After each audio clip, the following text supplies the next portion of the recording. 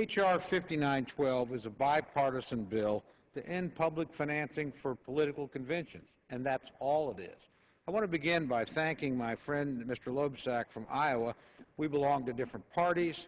I have no doubt we'll be voting for different presidential candidates, but we both agree that it's wrong to use taxpayer dollars to finance partisan political events, and I appreciate his support in helping push this legislation.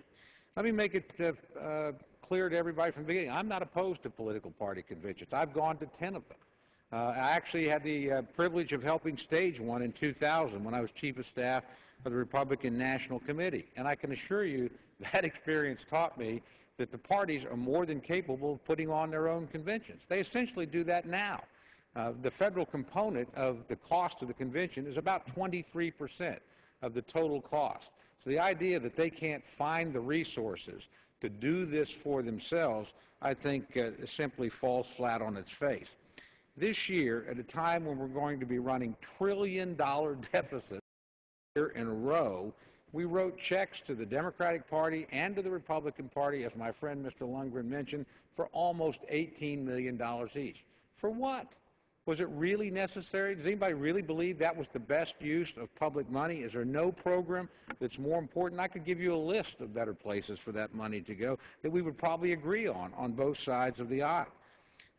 It's remarkable to me that we've reached the point in this body that this becomes an issue of some degree of partisan contention. The United States Senate passed essentially this legislation 95-5. And an amendment by my friend Mr. Coburn to a larger piece of legislation. So there's broad agreement in the Senate between which Democrats control and Republicans that this is a federal expense that we no longer need to incur. This bill is a small step, but it's a small step in the right direction. It's a step to save taxpayer dollars for things that people need as opposed to things that politicians and political parties want.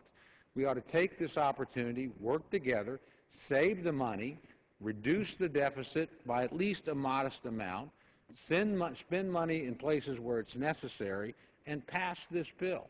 It's a quite simple piece of legislation. If those folks that have a different point of view on other things, bring your legislation to the floor, propose the legislation, we'll deal with that. But there's no reason to pay for the Democratic and the Republican national conventions with taxpayer funds. One last point, if I may, Mr. Speaker. We don't do this for anybody else. There are other political groups and parties in America that I'm sure would like to have their conventions paid for. We don't give them a single dime. So this actually perpetuates a bipartisan monopoly, if you will. There's no public purpose in spending this money. So I urge the passage. I urge some bipartisan cooperation with that. I yield back the balance of my time.